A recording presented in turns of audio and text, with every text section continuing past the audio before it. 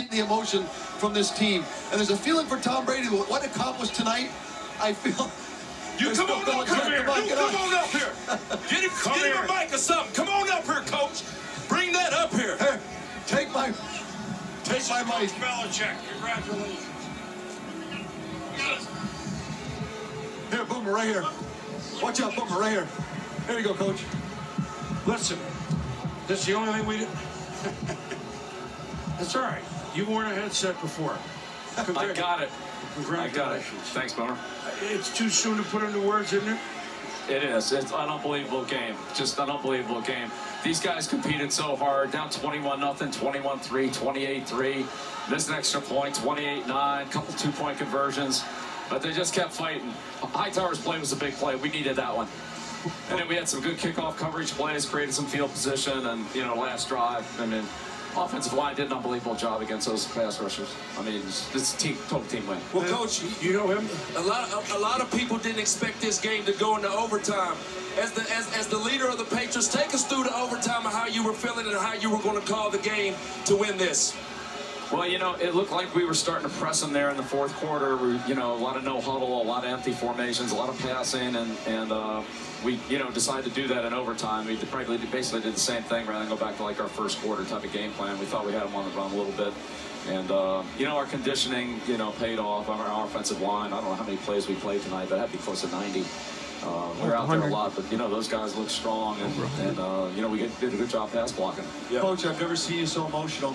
Oh, my God. Wow. I mean, it had to be just, they're not shocking, but just the downs and the ups, and then finally climbing the top. I've never seen you, well, you know, to feel the way, I mean, we all felt that. Usually we don't get that chance to feel it with you, and we all felt it with you the way you were showing it. Yeah, I think, you know, in the third quarter, you know, we were just thinking if we just get it to a one-score game or just get it to a 10-point game, but we never really could until we got the turnover, and then we scored, and then we got the two-point conversion, and we were able to back them up with a good kickoff. Of course, they got right out of there, and then the holding penalty and the sack there kept them out of field goal range, so that was a, you know, a huge play for us, too. So, but, you know, we're just trying to get it to a one-score game. Thought, you know, anything could happen there, but we had a hard time getting to that point. You'd like to say, okay, whatever I had at 25, 30 minutes at halftime, there was a speech and we came fought, but even the third quarter wasn't first score wasn't until 2 minutes left in the third quarter. Yep. Yeah, I mean, you had to look up and go, boy, I mean, we have it in us, but do we have time? Yeah, we're running out of time. That's right, we were. And again, the Hightower's turnover was the key play. Without that, you know, I don't know if we have enough possessions or could get it done quick enough, but you know, that was huge. And then, honestly, I mean, when they got the ball back with a minute to go, like, they're pretty dangerous, especially with the field goal kicker they have. I mean, all they got to do is get across the 50, and, you know, he made that 58-yarder against San Diego. So, you know, we knew that they had a good, you know, they didn't need much field position to get into field goal range. So, fortunately, we were able to get the end of the clock. And then we tried to run that, you know, the hill, we call it the hill tower play, the fake kneel down, right. But they played that pretty good. So, Coach, it looked like Atlanta defense just said, we're going to play man free safety, waved to Tom Brady to free, hey, I'm here, we're going to line up, and they never stopped. It seemed, they had a couple of cover twos, a little here and there, but it was all single safety man. Most of it, yeah. And I mean, it's just like they lined up and said, this is what we're going to do. Yeah, I'd say it's probably about 3 to 1, you know, post safety man, a little bit of post safety zone, a little bit of 2 deep man. A little here and there, not much, but really, it was a cover 1 game. It was a cover 1 game, absolutely. And we didn't have a lot of success running the ball.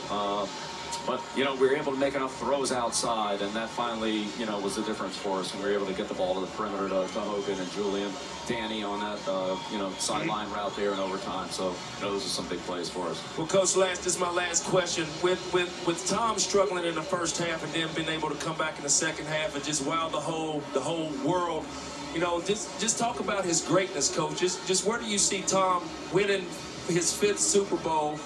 Just talk about it, Coach. Well, you know, again, Randy, it was one of those games where, you know, we moved the ball, but we didn't have any points to show for it in the first half. But we had some decent drives. But we just kept grinding it out, you know, just keep trying to find plays. James White gave us quite a few plays. Right. You know, Malcolm Mitchell stepped up and gave us some plays. Marty gave us some big plays. Yes. And, you know, we were just trying to squeeze out some plays here and there, you know, in man coverage, primarily in man coverage. And you know how Tom is. I mean, he just grinds away, you know. We do this, and okay, well, it looks like we do that. And it's like, okay, we do this. And you know, we had some of those 1st and 10, 2nd and 10s, but finally on 3rd and 10, you know, we hit it. Was that a halftime adjustment, knowing that y'all had to beat man coverage? Is that something y'all did on the sideline in the second half, knowing that y'all had to do it? Well, I'd say we saw it about midway through the 1st quarter. Okay. You know, we said, okay, to me, the game declared at the end of the 1st quarter. It was a man-to-man game with free safety, and it was an outside run game. And, you know, we didn't do a great job at either one of them, but it declared early, and then we just played it from there. Let's love you, man. Thank you. Congratulations, Coach. I got one more, but let's back up to Julian Edelman's catch, which was in a sea of about 4 players. Yes. They challenged. It was close. What was you? What did you think before they challenged you? You think, okay, they called a catch? Yeah. That put it all into motion, didn't it? Yeah, well, I mean, first of all, the catch that Julio made on the sideline was unbelievable. And I had the flag out of my pocket, and then I saw the replay on it, and it wasn't even close. I mean, he got both feet down 5 foot. And then Julian's play, it looked like, kind of like, you know, the Seattle game, right. You know, on Malcolm. And then when they replayed it, it was, he got his hand under there. So that was a great. So the conversation then for that drive to tie it.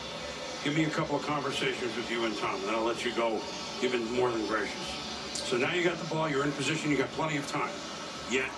Yeah, I mean, look, everything's, you know, it's 4-down territory. We're going to, you know, try to use our backs. They gave us a couple zones there at the end. We were able to hit James on those little angle routes against. I think they finally figured, hey, got to do something different.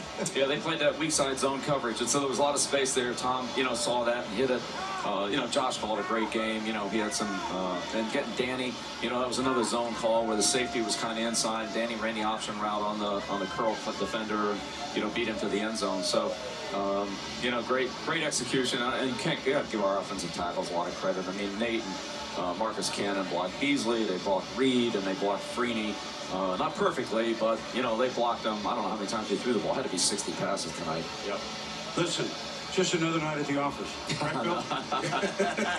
It was an amazing night, Chris. Unforgettable night, and of course to be able to, you know, have Steven and Brian on the staff, you know, to win one with them is just makes it even more special. Congratulations, number 5. I mean it. And this is, you know, I know on your farewell tour, you know, I'm glad I can make a stop on that too. You know what? And you gave me overtime. You didn't want to let me go. Thank you very much. That's very kind of you. I appreciate it. You got it. Thank you. Thanks, Steve. Thank you. You got it. Thank you, lady. Thanks for coming. I mean, really appreciate it. All right, you got it, Coach. Hey, thank you. Well, A little unexpected. how's that for you? So you wanted to break down the game? Tell you what. So the analysts need to go. Done. Analysts need to go home now. So, all right, the game. What were we talking about? Some game? Why don't we come back and show you what happened? Houston, hello!